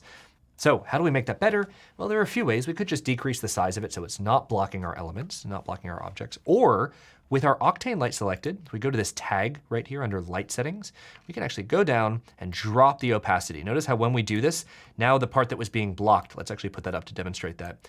Notice how it's partially blocking. If you go in, you can see it's kind of partially blocking everything right now. But if we want to set that opacity to 0, let's go all the way down to 0, it will no longer block the light coming through. Now, by default, surface brightness is turned on. Surface brightness will scale the intensity of the light with the area of the light that's being emitted. So if we make the emission area much smaller, so if we just decrease this, notice how the overall light is much darker. If we uncheck surface brightness, we can now scale this. We can change the shape of the light by changing how much it's diffused. So if we want nice, soft, diffused light, we'd create a larger area source. We can do that. And with surface brightness off, we're now able to make power adjustments independent of the size of the area light. In other words, if we don't have to worry about sizing our light affecting the intensity of that light, let's uncheck surface brightness so we can light this independently. And right now, that's looking okay. So we can change the shape of our light, maybe put a couple area lights. Let's hold down Command and drag. So we're creating a copy of one. Maybe put this light back here and rotate around. Let's use our rotation tool and see what would happen if we illuminated it from this side. Move this over here. And now we're getting a front light and of course, a backlight. This is just another way to light things in Octane. It could be a little intense. So maybe for our second light we just copied, let's drop that power even more. And maybe drop the power on the first one as well. So right here we're getting this beautiful lighting effect. You can see even from that back Octane light right there, we're getting that beautiful cast right around the edge. We're getting that beautiful definition on the edge of this. It's looking pretty good. And if you look on the top, that polished plastic look, if we zoom in right there, getting that beautiful reflection. We're seeing the Octane area light reflected on the top here. So as we orbit, we can see how the light is playing off of each of these. And that is looking really good for right now. So let's zoom out. And this is looking really good. Again, we've created these other tubes, these other cylinders for reference. So the next step, of course, is now that our modeling is done, and there are lots of ways to clone this, manage different objects. But again, for simplicity, for this example in this lesson, we're going to create duplicates of the carbeak bottle itself. We're going to create all 9 of these. So we're going to take the 8 tubes we created in addition to this. Let's move back. So we kind of get these out of the way for a moment. We still have them there for reference. That's OK. But let's create duplicates. And we've done this before. So let's go into our cloner. Let's create a cloner. Let's take the carbeak bottle, make that a child of the cloner. And with the cloner selected, let's make sure we're using linear. And we know by now the default is it's going to stack these vertically. So we have 3. We don't want that. We instead want to turn off the Y position, so it's not stacking vertically, and instead we'll affect the X position. Let's try 10 centimeters. And we want a total of 9 of them. And this looks really good as is. Let's continue to model these, or let's texture these the way we did the others. So again, with our cloner selected, let's right click, current state to object. That created a new null with the cloner as the parent. So let's delete the original cloner, or you can just turn off the visibility. For us, we'll delete that. And so we have all 9 of these inside the cloner object. That's OK. Let's open up each of these and just replace the textures so that we get the order correct. So starting from left to right, we have 0, and then 1, and then 2. With 0, let's do this in the same order that we did the original iPod Nanos, the 4th generation. And of course, that starts with silver. So let's do that. We're going to click and drag the silver texture onto the middle where we already see right there where that pink texture is. If we click and drag over that, it'll replace that pink texture with silver. We can do the same with black for the next bottle. We can do the same with violet for the one after that. All we're doing here, we can already see we have 3 in a row that are matching that order. Let's continue to apply them. So let's do blue for the next one. Of course, after blue, we're going in kind of Roy G. Biv order. Let's go to green. Let's add yellow. And then we have orange. And only one more that we have to change because the last one's going to stay pink. That is the wrong one. Undo. Let's switch that to red. Because now that we have that, we could select all of our references and delete. And now we have these carbeak water bottles that look fantastic. Maybe still a little overexposed as a result of the first Octane light. Let's call this front. And let's call this rear. And maybe the front one is still a little too high at 12. Let's drop that a little bit. That's looking okay. Let's take a look at that rear light. Miguel, how's that looking for you? That looks awesome. And we can always go back and make this look really, really nice, but this is a great start. Completely agreed. And in fact, if we want at any point, if we want to add some reflections, if we wanted, for instance, we could always add a plane to see what it would look like with a base here. We can drop this plane essentially to the bottom.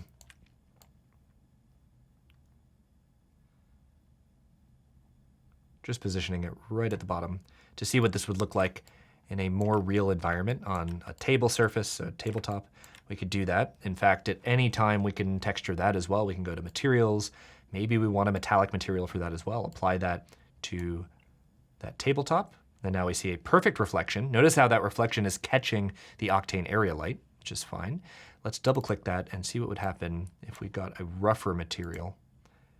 So we're already seeing what would happen on a silver tabletop. Notice how it's catching all that light. We're getting that really nice photorealistic lighting effect right here.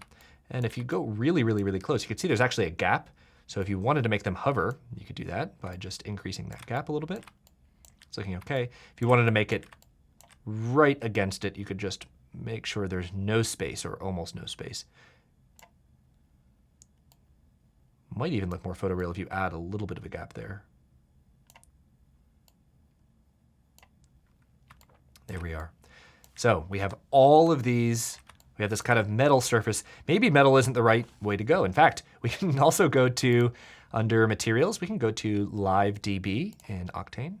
And always, they recommend saving before downloading any of these materials. So let's Command S to save. And under Otoy, let's click the plus. Let's look at some absolute textures. Take a look at wood. We have several options to choose from here. Miguel, do you have any favorites? I really like the bamboo. Okay, let's do that. And we can right-click, download. And just like that, we can close out here because bamboo lighter is already applied here. We could just replace that texture we created before with bamboo. And that's looking fantastic. We can always scale this surface later, or we can select the bamboo texture and change the projection to cubic, for instance. And we can repeat this however we want. We can scale this however we want and increase the number of tiles in both directions. But it gets us an estimate of what this would look like on a wood surface. So this is looking pretty good too. Again, there are so many ways to organize this, so many ways to do this. This is just one example to show how we can place this in a more physical environment on an actual surface. For us, let's remove this plane because we're going to be doing most of our photography in isolation like this. So these are the Carbeek water bottles, complete with, check this out, complete with the top. So if we want to select the top, let's go into our cloner. This is water bottle 4. Complete with, as you open any of them, beautiful ultraviolet light inside. Miguel, are you?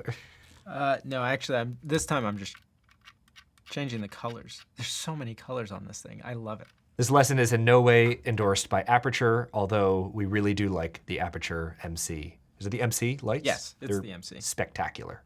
All right, so let's undo to put the lid back on that one.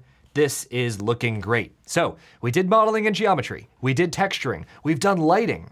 Let's get into animating. Now, we're gonna get to come back to this over and over to make changes, to update, to get different angles, because as we go through After Effects, as we go through Lottie, as we go through Webflow and our interactions that we build, as we do that, we're going to realize very specific needs to that site at that point. So we'll be able to come back to this and grab very specific product photography down the road. For us, for right now, let's work on some specific animations.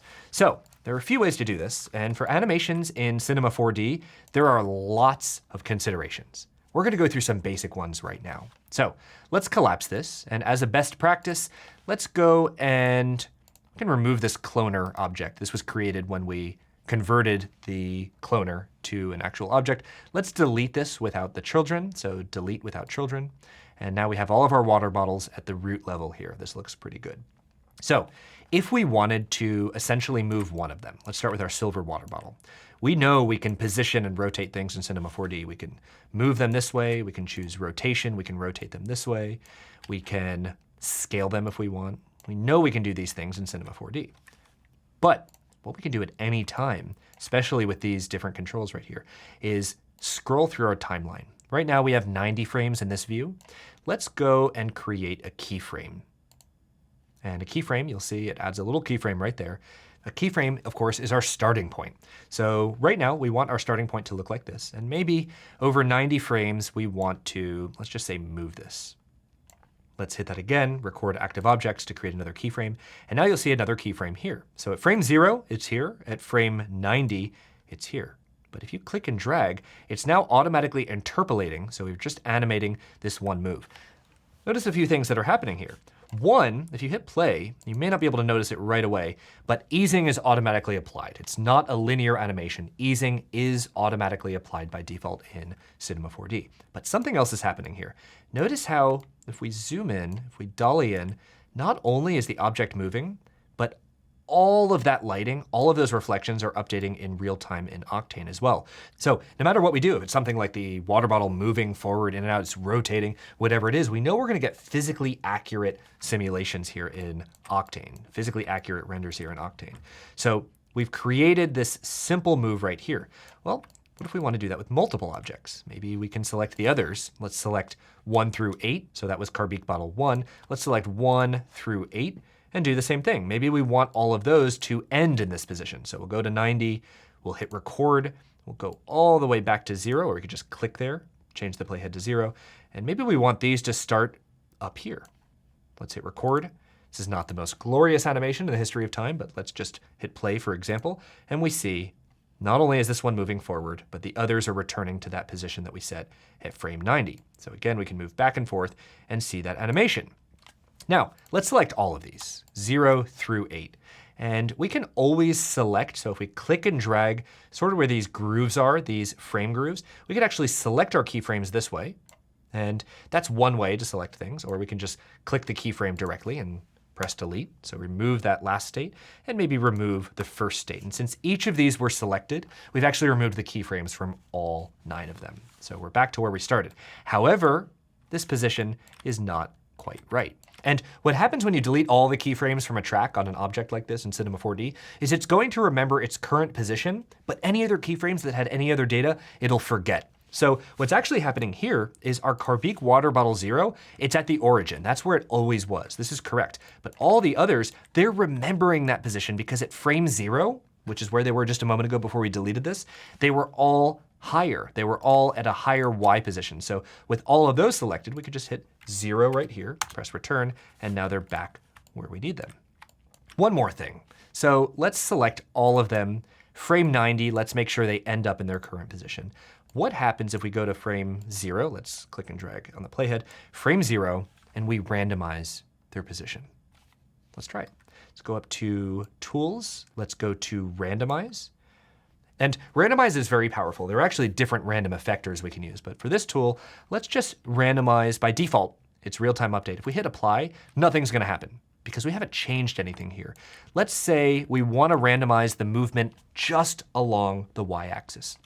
Let's say it's okay to randomize within the constraints of 10 centimeters in any direction. Hit return, and it's randomized. In fact, we can orbit around and take a look. These are all randomized. Now we can set it back to 0 and say, what if we want to randomize the rotation along all 3 axes? Let's say within 10 degrees.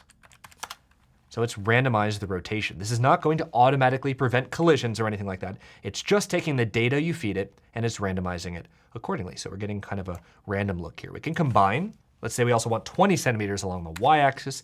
We can do that, see what that looks like as well. So we have this kind of random effect. This is looking pretty good. What happens if we create a keyframe now?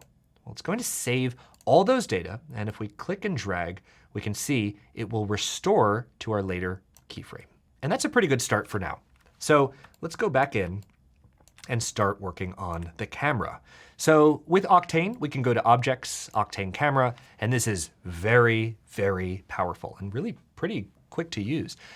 By default in Cinema 4D, when you create a camera, you can still move about your viewport, and now you're having this existential dilemma in which you're looking at the very camera you just created. So if you want to look in the camera, if you want to see what the camera sees, right here, let's click these little crosshairs and click to center within the camera object. Now, if we're moving our viewport around, we're actually moving the position, the orientation of the camera itself. So this is the camera.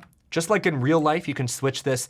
Let's say if we have a 35mm photo, let's switch it to something like a 35mm movie. This is great. This is a 22mm sensor. And just so we can get really accurate with this, by default, it's using a 35mm photo sensor. So we can keep it on 35mm photo and change something like the focal length. So this is affecting our zoom.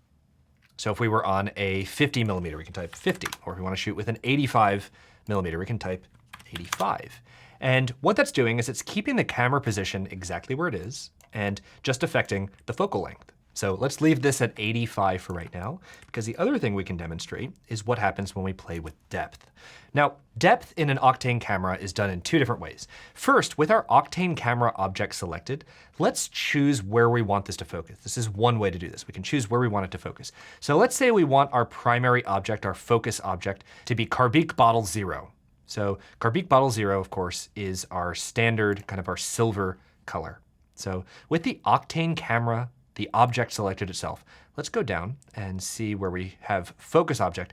Let's click and drag without letting go. Let's click and drag on Carbique bottle 0 and drag that right into focus object and let go.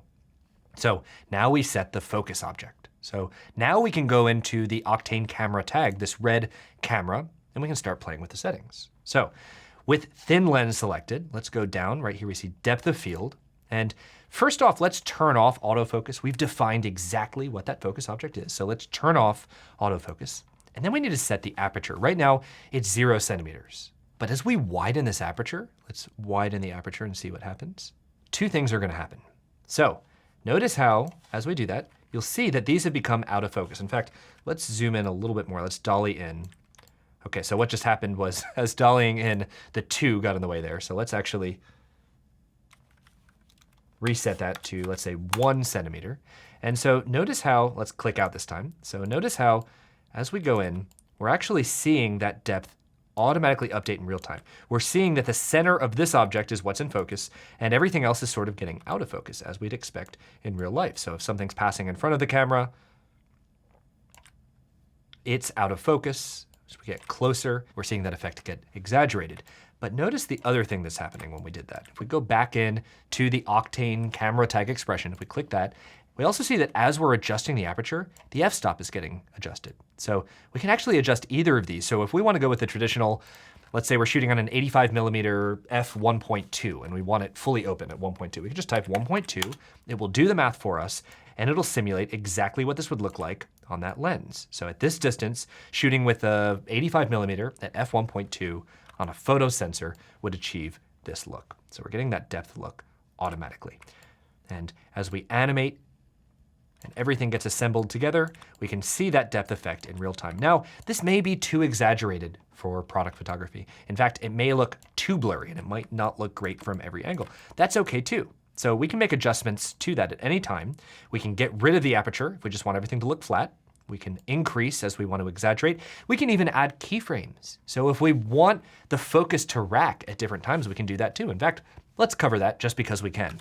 Let's go in and instead of the Octane camera being focused on Carbic bottle 0, let's add a null. So this is a null object, just a blank object that has these coordinates. It's just appearing at 0, 0 right here.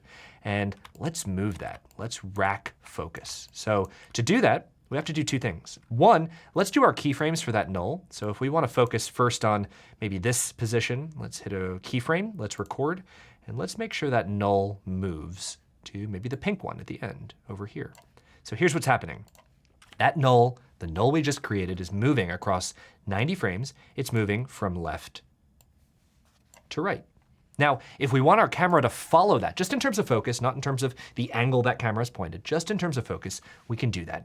Instead of Octane camera having a focus object of Carbic bottle 0, let's drag that null right in to replace it. And so we might not notice it right away, but let's go in and see what's in focus. We can see right away the pink bottle's in focus, but if we rack all the way back to the beginning, we can see the first bottle's in focus and the pink bottle's out of focus. Let's exaggerate it so we can see what's going on.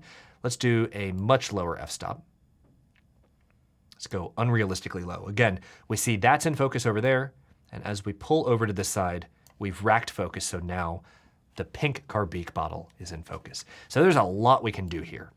For us, let's save this and create a new version of this. Let's go to File, Save As. Let's call this Carbic bottle isolated animation.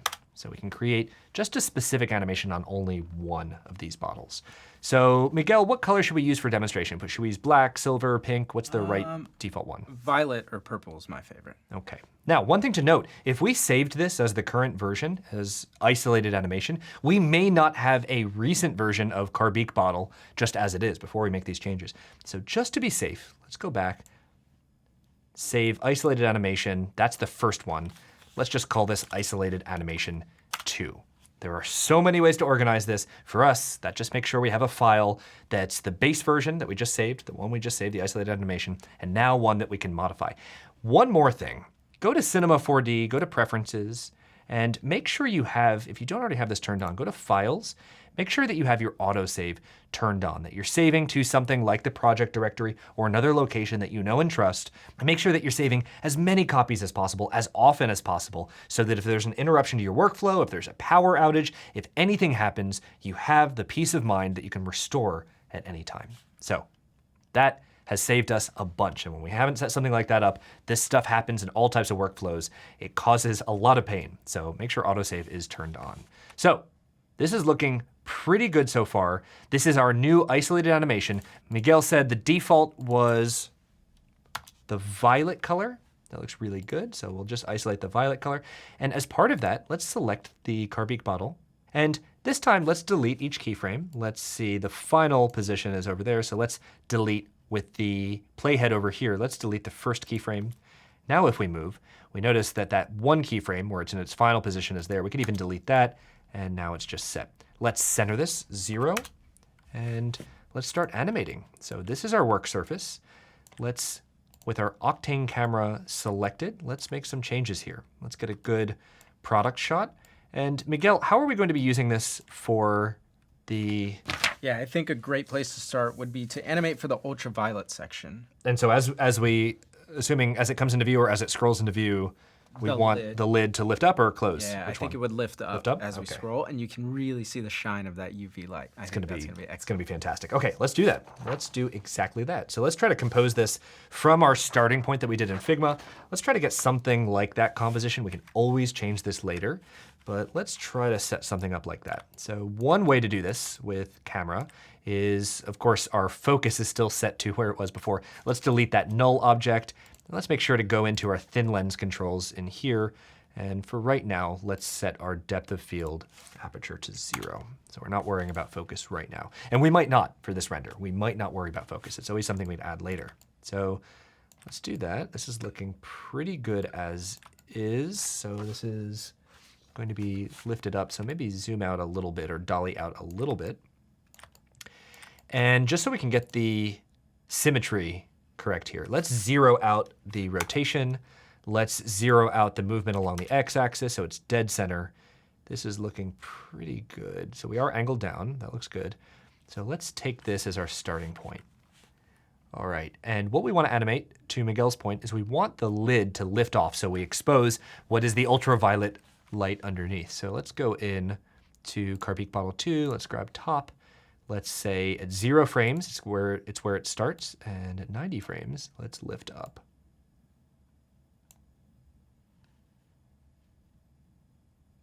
Let's hit record. So one thing that's not immediately evident is the ultraviolet. So let's actually click out of this crosshair so we can go inside and see really what's happening there. So it is emitting ultraviolet light. It might not be strong enough. There are a few ways to deal with this. So we could actually create almost a fog so that we could see inside here, but that might not be necessary. Let's go back here and see what happens if we increase that UV emission, that texture emission. Let's go in. We just want enough where we can see what's going on. Let's close out of that. Let's try something else too. For the top, let's say it's sealed right there. What happens if we actually rotate the top a little bit? So let's see what happens if we were to expose the base here. So we're getting that bounce effect there. Let's record and then back up to see what happens. So as it opens, you're already seeing that ultraviolet shine through right there. It's looking pretty good. And it's catching that light. It might be too reflective. Actually, that's looking great. So we're seeing, it does look like we're focusing on the top here instead of exposing what's inside. So let's try a different approach. Let's undo that. So this is still looking pretty good. What happens if we actually move the camera in? So let's hit record here at 0, and then at frame 90, let's push the camera in. Now, let's just do this visually, and we can adjust it later. Let's just estimate what's happening here. Just rotating so we have increased visibility. Just to see what happens here.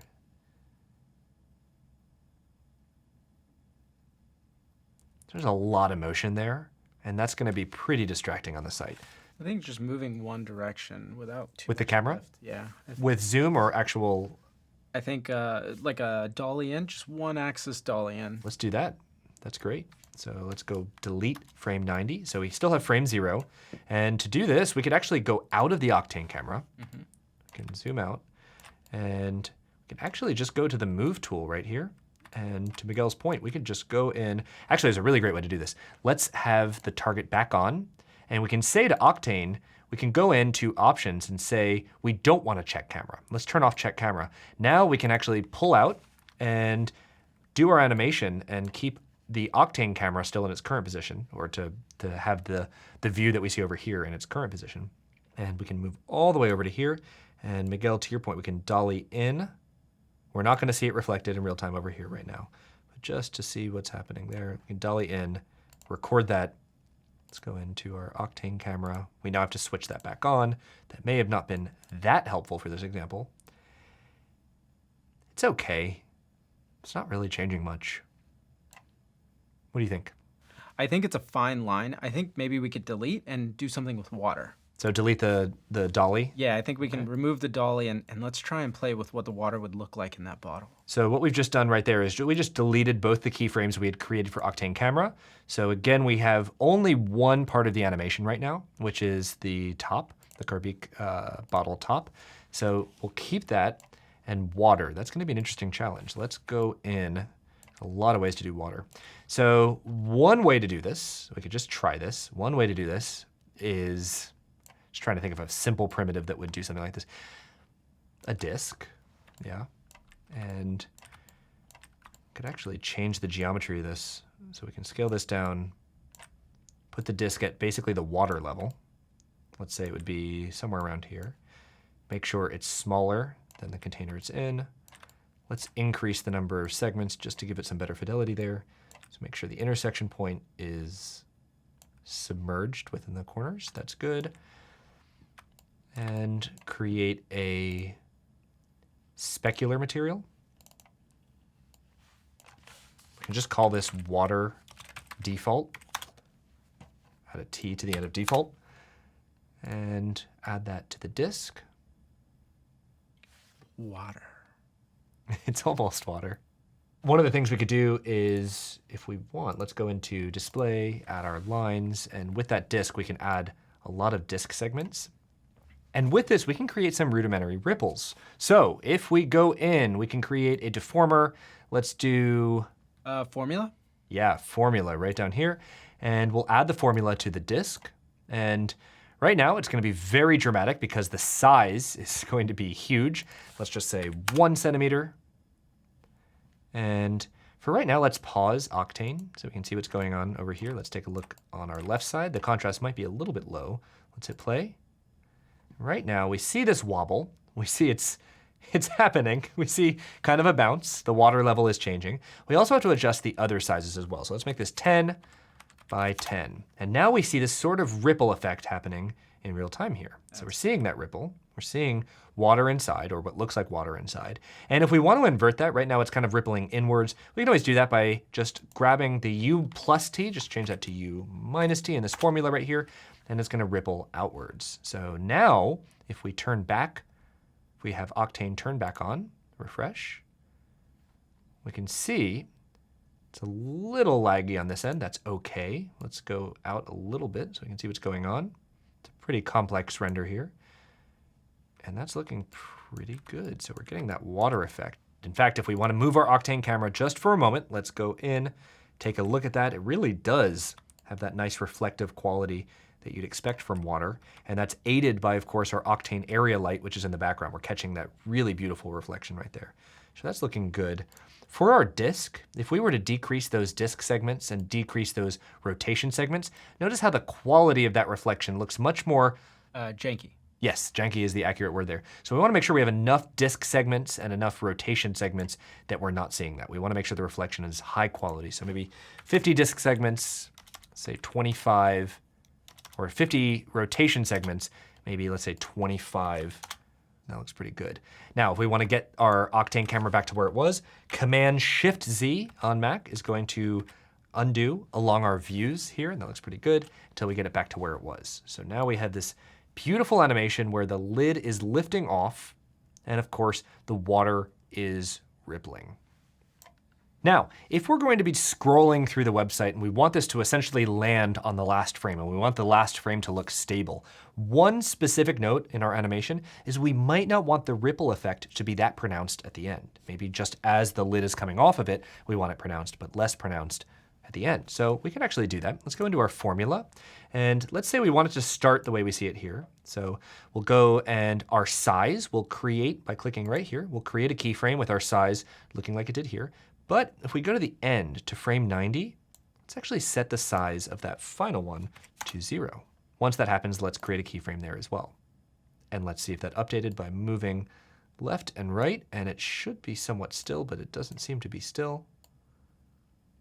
It's possible that on frame 90, something like 0 centimeters isn't getting calculated the right way. So let's put 0.001 centimeters and create a keyframe there. That might work better. again, we're getting that pronounced effect at the beginning with those ripples. So as it comes off, we're seeing those ripples. That looks good. And at the end, the water is much more still. And we can even move our disk down. That might induce a little bit of anxiety with that water level being so high there. Maybe right there.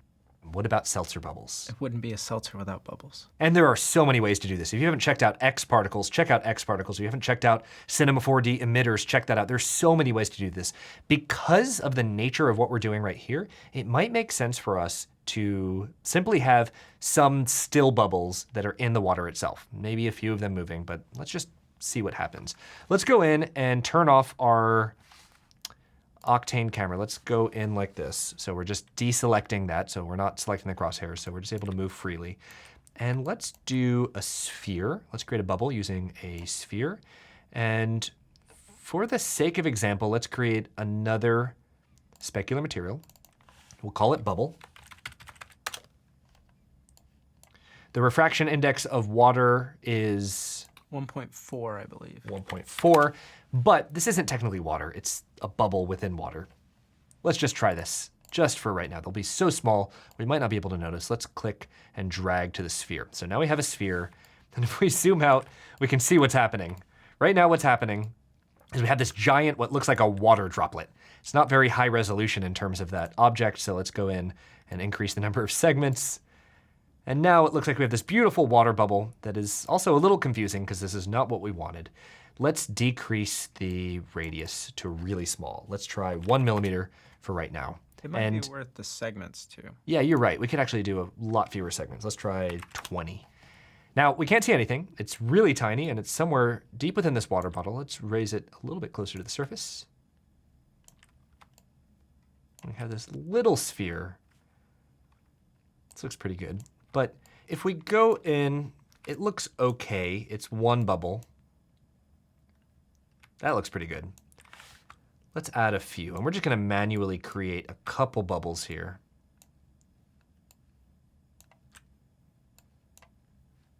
Let's go to our Octane camera view so we can see that.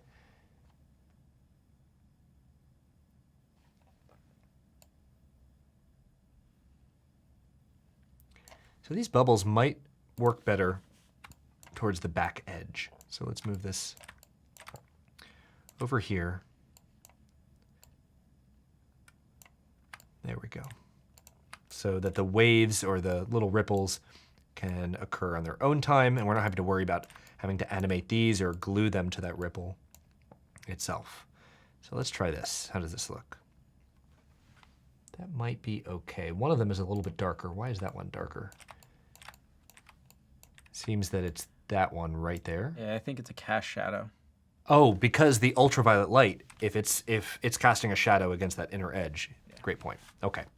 So now, if we go and take a look at our Octane camera, that looks pretty good. We can always make changes to this later. In fact, just for the sake of example, let's drop these a little bit. Let's decrease the radius. Let's say 0.5 millimeters. So it's really small, very subtle detail. And that looks really great. So when it comes to outputting this, there's a lot of ways to move forward. So let's go to render and render settings, and we can always use our shortcut, but for right now, so shortcut is right here if you want to go to edit render settings. But by default, we're going to be exporting, let's switch over to Octane, but by default, we'll be exporting 1280 by 720. What resolution works well for your animation is going to be dependent on what your animation is, what the composition of your scene is. For us, we might not actually need a full 16 by 9 render. So what happens if we say the width of, let's say 1280 is fine, but what if we make the height also 1280? So we have kind of a square render right now. So we're actually previewing it over to the left so you can see what that composition is. You can see the darker parts on the top and bottom. If we were to decrease the height, notice how it's changing that composition. Let's try 1280 by 1280. And if we render, it's going to render only one frame. It'll render our current frame wherever we are in the project. We actually want to render all frames. And the next thing we want to do is go into save. Right now it's a TIFF file. We can do anything here if we want to export as an MOV, an AVI, whatever. For us, let's try to use an image sequence. We don't need transparency, so JPEG actually might work fine. So let's choose JPEG. We could also use a PNG sequence. That's fairly standard as well. Let's use JPEG for right now. We can open up format. We can take a look at the quality. It's 95. We can compress this later. For now, let's leave it as a JPEG. And we want to choose our file path. Where do we want to save this? And we'll save ours. We have a folder called example export. That's OK. And we'll start naming these bottle animation with a space at the end, so it'll append to the end of that space. Save. And now that our render settings are fine, our output looks fine, all frames, the frame rate is 30. Our project is also 30. If we started in 24, we'd want to export in 24. And the reason is we want to match our project frame rate to our render frame rate. So the number of frames that are exported matches what we've been working with in this example. If we wanted to create more frames in between, we could change our frame rate here on export to 60.